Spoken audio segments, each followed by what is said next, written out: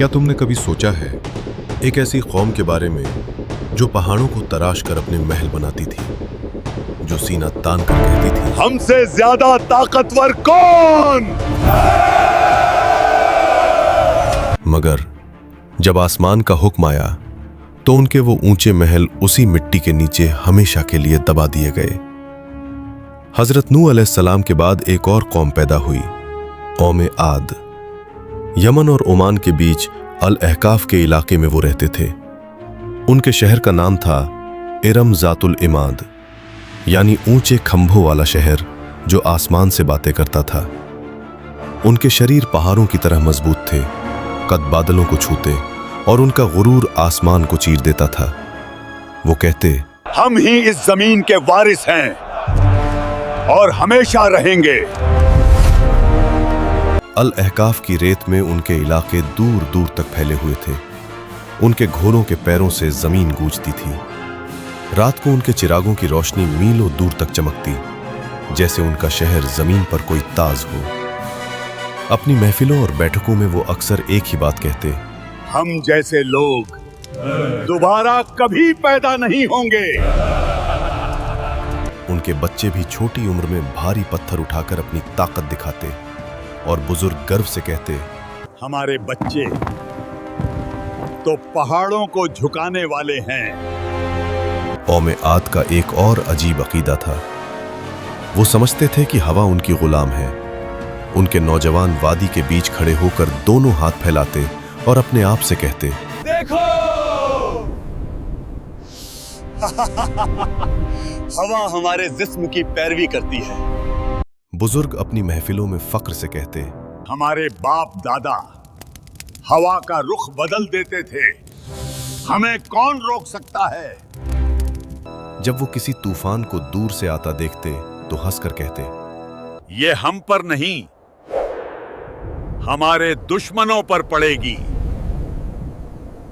लेकिन उन्हें क्या पता था कि आने वाली हवा उनकी सबसे बड़ी दुश्मन बन चुकी है।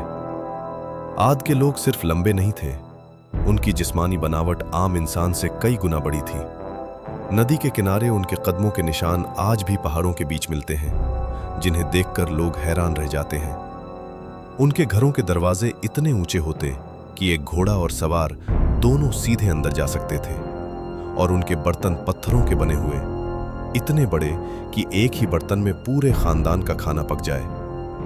समय बीतता गया, घमंड बढ़ता गया और उनका गुरूर अपनी हदें पार कर गया। फिर अल्लाह ने अपना नबी भेजा, हजरत हूद अलैहिस्सलाम। उन्होंने कहा, ऐ मेरी कौम, सिर्फ अल्लाह की इबादत करो, उसके सिवा तुम्हारा कोई माबूद नहीं।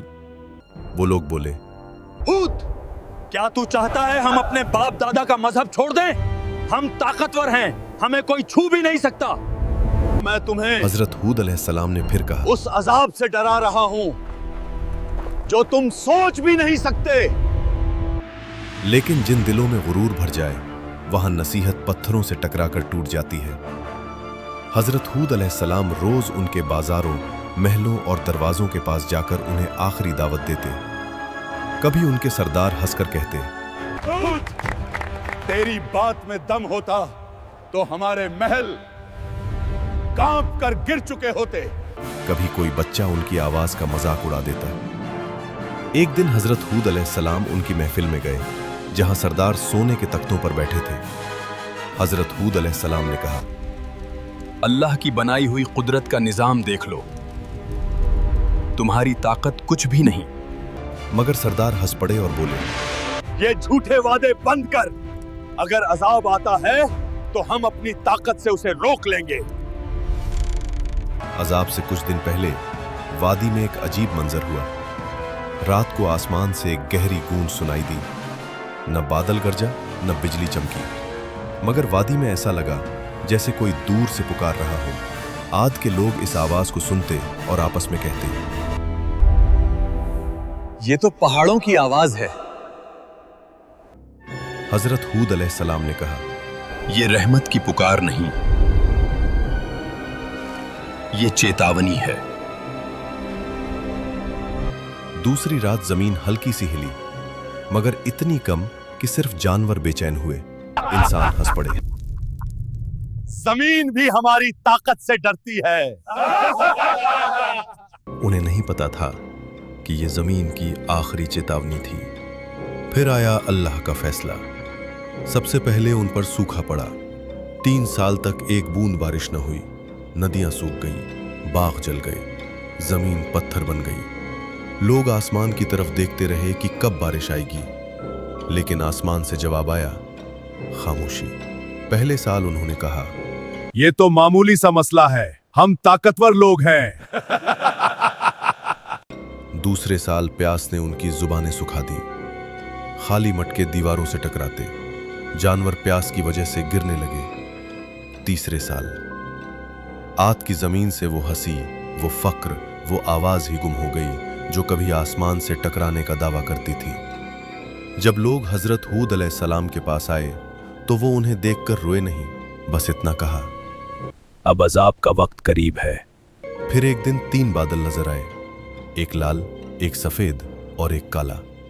आसमान से फरिश्ते ने पुकारा, ऐ कौमे आद, इनमें से एक बादल चुनो। सरदारों ने हंसकर कहा, काला बादल, उसमें पानी है, रहमत है। मगर उन्हें क्या पता था कि उस बादल में रहमत नहीं, कहर छुपा था।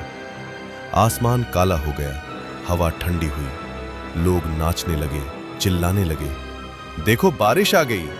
लेकिन वो पानी नहीं था, अजाब का तूफान था। पहला झोंका आया, धूल और पत्थर उड़ गए। आंधी के हर झोंके में उन्हें लगता कि हवाएं उनका नाम मिटा रही हैं। दूसरा झोंका आया, पेड़ गिर गए, जानवर उड़ गए। उनकी सारी मूर्तियां, उनका सारा गुरूर, उनके बाग, उनका शहर, सब हवा में बिखर रहा था। रात को लोग अपने बच्चों को बाहों में दबा लेते, मगर आंधी उनकी चीखों से ज्यादा तेज चलती। तीसरा झोंका, इंसान हवा में उड़ गए। उनके वो शानदार महल जो कभी खंभों पर आसमान से बातें करते थे, अब रेत के नीचे दब गए। 7 रात और 8 दिन तक वो तूफान चलता रहा। आसमान गरजता रहा, जमीन कांपती रही। उनके महल, उनकी शान सब मिट्टी में मिल गई। अल्लाह ने फरमाया कि आद को तबाह किया गया एक सख्त गरजदार आंधी से, जो 7 रात और 8 दिन तक उन पर लगातार चली। और जब हवा रुकी तो सिर्फ सन्नाटा था। रह गया सिर्फ रेत का समंदर और उनके गिरे हुए शरीर जैसे खजूर के खोखले तने। लेकिन उन चंद लोगों को जो हजरत हूद अलैहिस्सलाम के साथ ईमान लाए थे, अल्लाह ने बचा लिया। उन्हें पहाड़ों की एक गुफा में पनाह दी गई। हजरत हूद अलैहिस्सलाम ने कहा, ऐ मेरे रब, तू सबसे ज्यादा रहम करने वाला है। हजरत हूद अलैहिस्सलाम जब वादी के ऊपर खड़े होकर तबाह हुए शहर को देख रहे थे तो उनकी आंखों में आंसू भर आए। ये वो लोग थे जो कभी कहते थे, हमसे ज्यादा ताकतवर कौन? और अब उनकी जिंदा निशानी भी हवा में बिखर चुकी थी। हजरत हूद अलैहिस्सलाम ने कहा, तकब्बुर का अंजाम हमेशा तबाही है और अल्लाह की नाफरमानी हलाकत। आज भी अहकाफ की रेत के नीचे उनका शहर इरम दबा हुआ है, एक गवाही के तौर पर जो कहती है, इज्जत ताकत और शान से नहीं, सिर्फ अल्लाह की इबादत से मिलती है। अगर तुम्हें यह कुरानिक कहानी पसंद आई हो तो वीडियो को लाइक करो। कमेंट्स में लिखो तुम अगले एपिसोड में किस कौम की कहानी देखना चाहते हो, और चैनल को सब्सक्राइब करना मत भूलना।